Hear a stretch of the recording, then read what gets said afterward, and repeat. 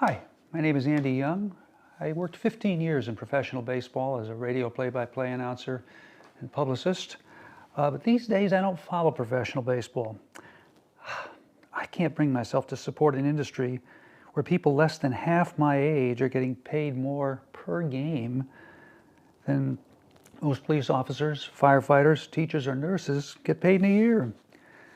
Today's big league games take too long. They baby the starting pitchers, and I can do without all the loud music between innings. I guess it's not surprising I've turned away from the game, though.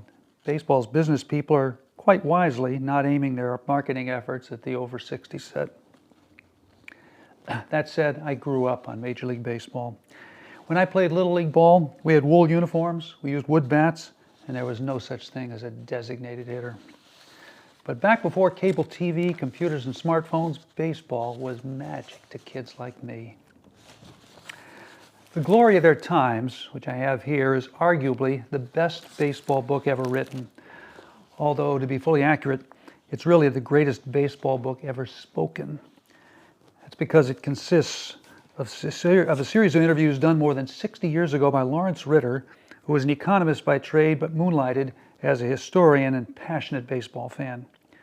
Concerned that a significant part of America's social history might disappear as the men who played professional baseball in the sport's early days died off, in the early 1960s, Ritter toured the country with a 50-pound tape recorder, interviewing men who had played Major League Baseball in the 1930s, the 1920s, the 19-teens, the 19-aughts, and in one case, the 1890s. What I'll be reading for you today, verbatim, are the words of Lefty O'Doul, who made his living in professional baseball for more than 50 years. And for those of you who could care less about baseball, I'll let you in on a little secret. The Glory of Their Times is, in my opinion, a fascinating book of social history. It's just disguised as a baseball book. So now, if you can, try to pretend I'm a retired big league ball player who was born in 1897, as Lefty O'Doul reminisces using my voice. I played for a lot of managers in my day. Miller Huggins, Frank Chance, John McGraw, Miss Rosie Stoltz. Most successful of all was Rosie Stoltz. She was our 7th grade teacher at Bayview Grammar School. She managed the school team. Won the grade school championship in San Francisco in 1912, we did, with Miss Rosie Stoltz managing. Manager can only do so much, you know that. The rest is up to the players. It's the players that make the manager, not the other way around. I managed for 24 years myself in the Pacific Coast League. In 1935, I had Joe DiMaggio in right field, and I won the pennant. He had .398. Sold him to the Yankees over the winter. Next year, I finished next to last. And take Frank Chance, one of the greatest, right? Won all those pennants with the Cubs. He was my manager on the Red Sox in 1923.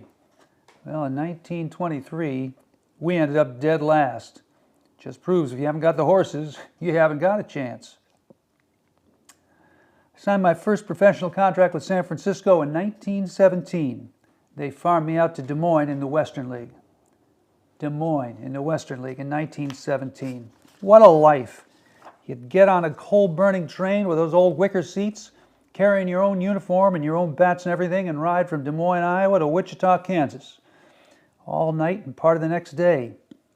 If you opened the window, you'd be eating soot and cinders all night long. If you closed the window, you'd roast to death. Got off in the morning either filthy or without a wink of sleep. Usually both. The Pacific Coast League later on, I used to play Sunday morning at Stockton, grab an egg sandwich, ride 60 or 70 miles on the bus, put that wet uniform back on, and play an afternoon game in Sacramento. Play in Oakland on a Sunday morning, wolf down a bean sandwich, rush over to the ferry boat, carrying your own equipment, to play an afternoon game in San Francisco. Same clammy uniform again. That wasn't semi-pro ball.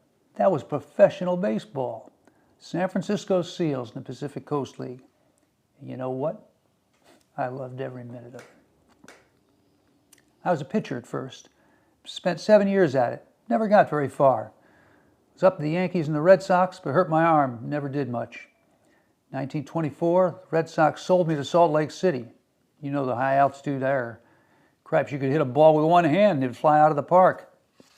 So I said to the manager, I am now an outfielder. You don't know how to play the outfield, he says. Well, I said, I'll learn. And you know the rest of it. Played the outfield that year and led the Coast League in batting with .392. Hit .398 with the Phillies 5 years later. Closest any man ever came to hitting .400 in the big leagues without making it. Only 8 fellas in the history of baseball ever hit .400. 11 years in the big leagues, a lifetime average of .349. That's lifetime average, .349. Only guys ever did better are Cobb, Hornsby, and Shoeless Joe Jackson. So you might say I have the highest batting average of any man living. Yeah, the rest of those guys are dead. So that's it, story of my life.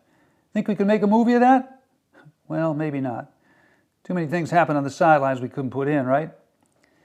If I had to do it all over again, I'd be a ball player again, without any pay. Yeah, without pay. I loved it.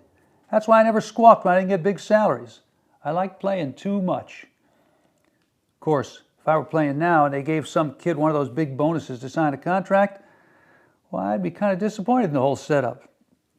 I led the National League in batting in 1929 with a .398 average, got 254 hits that season, still the record. Then I got a $500 raise. That's right, $500. Was I making about $20,000 then? Are you kidding?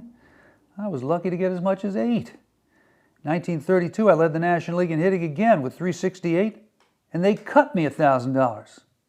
That's the truth. How can they give these kids, without knowing what's inside their bodies, what kind of heart they have, what kind of intestinal fortitude, give them $100,000 to sign a contract? I can't understand it. Imagine if the Bank of America here would go to, say, Stanford University and give the honor student there $100,000 and tell them that someday he'll be one of the big shots at the bank. Same idea. They wouldn't dare do that, though, would they? When a man proves himself, has shown that he's a big leaguer, why, I think those are the fellas who should get the dough. Not some youngster who don't know his way into the ballpark yet. I can't understand it. Doesn't help morale on a ball club, I'll tell you that. Of course, a lot of things are different today. When I was playing, it was an unwritten law that if a batter ever hit a pitch where the count was 3 balls and no strikes, next time he came up there, boy, he was knocked down 4 consecutive times. They're always yelling about the beanball nowadays. Be better off if they forgot about it. Hell, they got an iron helmet on their head, haven't they? They look like steel workers. If I was pitching today, I'd see if I couldn't skip a few off their noggins. We didn't wear iron helmets. We wore a felt hat. I saw many a ball coming right at my head. When I pitched for San Francisco in 1921, I hit 19 men. On purpose. No way to say how many I missed. But then when I became an outfielder, the shoe was on the other foot. Shoes on the other foot, see? They hit me in the legs, hit me in the back, broke my elbow, broke my rib. That's all right. Let the ball players fight themselves out of it. Drag the ball and then spike the pitcher. Why are the general managers and the managers always hollering about beanballs? They don't have to go up there and hit, do they? What are they screaming about? And the umpires going out and warning a pitcher about throwing beanballs, fining him. How does the umpire know? Ball could have slipped, couldn't it? Pitcher's a human being, not a lathe, not a piece of machinery. A ball could slip, right? When I hit .398, they were knocking me down all day long. Catchers used to say, well, here you go, Frank, and I'd duck. Nobody interfered. They left us alone. We worked our way out of it by ourselves. When I was playing ball in the big leagues, my bats would be jumping up and down in the trunk. Couldn't wait to get to the ballpark and grab that bat. Big crowd, sock a triple, nothing like it. Maybe I was a ham. What's the use of doing something when nobody's looking? But a packed ballpark, crowd roaring, the guy throws you a great breaking curve, you hit it on the nose and drive it over the outfielder's head. What a thrill. I marvel at how some of those guys used to hit the ball back when I first started. Pitcher would use dirt, tobacco juice, and licorice and make the ball as black as your hat. Just imagine Ty Cobb hitting the emery ball, the shine ball, the spit ball, the coffee ball. They used to chew coffee beans and spit it into the seams. Just imagine him hitting .367 lifetime, for more than 20 years. I was at a dinner a few years ago, about 1960, and Leo DeRocher spoke about the great Willie Mays and all. After he was finished, I got up and said that evidently Mr. DeRocher never saw Mr. Cobb or Mr. Ruth, or several others like Mr. Joe Jackson or Mr. Harry Heilman, saying that Mays was the greatest ball player who ever lived. He's a great fielder and he can run the bases pretty good, but he couldn't carry the bat of many a player. Not a chance. And I talked to Cobb about hitting all those pitches, 367 lifetime. I talked about Cobb. After I'd finished, one of the kids in the audience asked me, "What do you think Cobb would hit today with the white ball and all?" "Oh," I said, "about the same as Willie Mays, maybe 340, something like that." "Then why do you say Cobb was so great?" Kid says to me, "if he could only hit 340 with this lively white ball?" "Well," I said, "you have to take into consideration the man's now 73 years old." Nowadays, ball players, they don't want to talk about baseball. They think the old-timers living in the past. They'd rather talk about stocks, bonds, real estate, their commercials.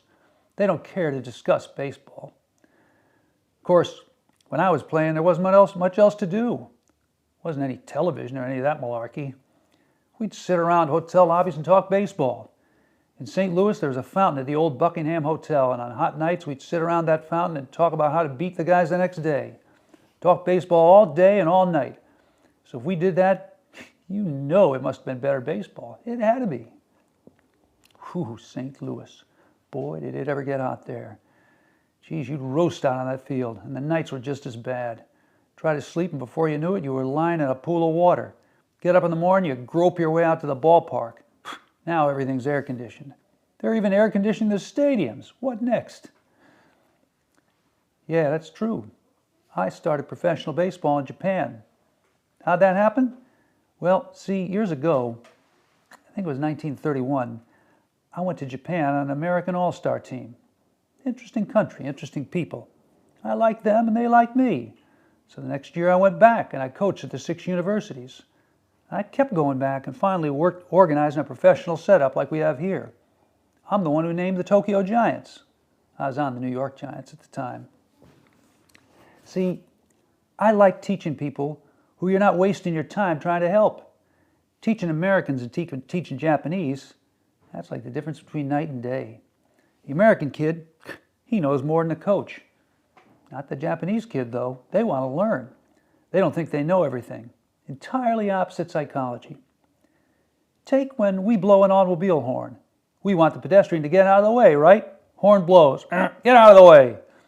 We're coming through. Honk, honk. Get out of the way. Well, when they blow the horn in Japan, they're telling the pedestrian it's okay. We see you.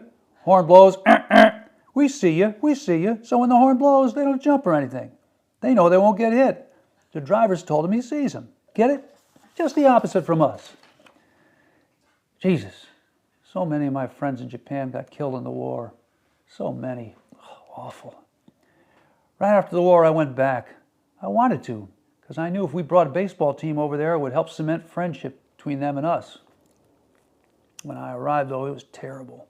People were so depressed. When I had been in Japan before the war, their cry had been, "Banzai! Banzai!" But when I got back there this time, they were so depressed that when I hollered, "Banzai!" they didn't respond at all. No reaction at all. Nothing. But when I left there, a few months later, all Japan was cheering and shouting, "Banzai!" again. So that's it. It's been a lot of fun from beginning to end. As I told you, I played in my first professional ball game with Des Moines in the Western League in 1917. I was 20 years old then. I played in my last game 40 years later. Vancouver, the Pacific Coast League, 1956. I was 59 then. I was a manager and put myself in to pinch hit. Mostly a gag, you know. But I hit a ball between the outfielders and staggered all the way around to third. A triple. 59 years old. How about that? Right there, 40 years too late, I learned the secret of successful hitting. It consists of 2 things. The first is clean living. And the second is to bat against a pitcher who's laughing so hard he can hardly throw the ball.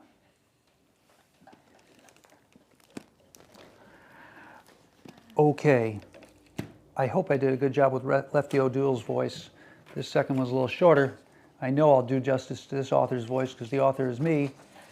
It's a short essay, 600 words, entitled Using Time More Efficiently. I've never been accused of being a quick learner. I was chosen for a Little League baseball team when I was 9 years old, but I didn't get my first actual hit until after I was 11. I didn't get my driver's license until I was 19, and it wasn't until after I turned 23 that I bought my first car. It took me 2 extra years to acquire a college degree, and I didn't get my first serious girlfriend until, well, I'll let you know when that happens. But perhaps it wasn't laziness or unwillingness to learn that was responsible for the slowness with which I've picked up certain things. Maybe it's in my DNA. I base this theory on the fact I didn't start shaving regularly until several years after nearly all of my age-alike peers did. Until I was nearly 20 years old, I merely snipped the occasional random protruding chin hair with a pair of scissors every other week or so. But once shaving became necessary, I picked up the essential skills seamlessly and continued to use them on a daily basis until I took a summer job in Alaska at age 27, when, for reasons I cannot recall, I decided to stop shaving. After a few razor-free days, the face I saw in my mirror began looking so ruggedly handsome that I wondered if I might need to invest in some karate lessons just to keep all those man-hungry Alaskan women away from me. But alas, that brawny, vigorous He-Man look was temporary. After a month or so, I began looking less like a matinee idol than I did like someone who regularly availed himself of outdoor lodgings. Or to put it another way, the person who habitually spent his nights dozing on, or occasionally under, park benches. The random thatch on my face came out in several different shades and occurred in irregular patterns. The only redeeming thing about my emerging unattractiveness was that, ultimately, I didn't have to squander any money on learning the manly art of self-defense. At the end of that summer, I clipped off every single facial hair, and I've remained clean-shaven since then. Until this past June, when I had a brainstorm. Like many people I know, I often find myself short of the time necessary to accomplish all the things I'd like to. But then I had an epiphany. If I stopped shaving every morning, I'd be buying myself an extra 2 or so minutes each day. Give up shaving for a month, and I've accumulated an extra hour. I can create 12 extra hours of free time every year simply by going razor-free. I began implementing my new time creation policy the morning after the last day of school this year. And sure enough, 1 month later, I had collected an extra hour of leisure time. I had also had a developing beard that was just one color this time, gray. In addition, during that stretch, I also logged an extra 3 hours itching, picking crumbs out of my pseudo-mustache, imagining there were bugs nesting on my face, and explaining to friends and occasional frightened-looking strangers that no, I wasn't really homeless. The bottom line, giving up shaving yielded a net loss of 2 hours, and now I'm further behind than ever. When school starts next month, I intend to be clean-shaven again. Like nearly everyone else I know, I have no desire to be the object of sympathy. And the only thing that inspires more pity than an unkempt, bearded man who looks like Bigfoot's mangy cousin is an unkempt, gray-bearded man who looks like Bigfoot's mangy grandfather.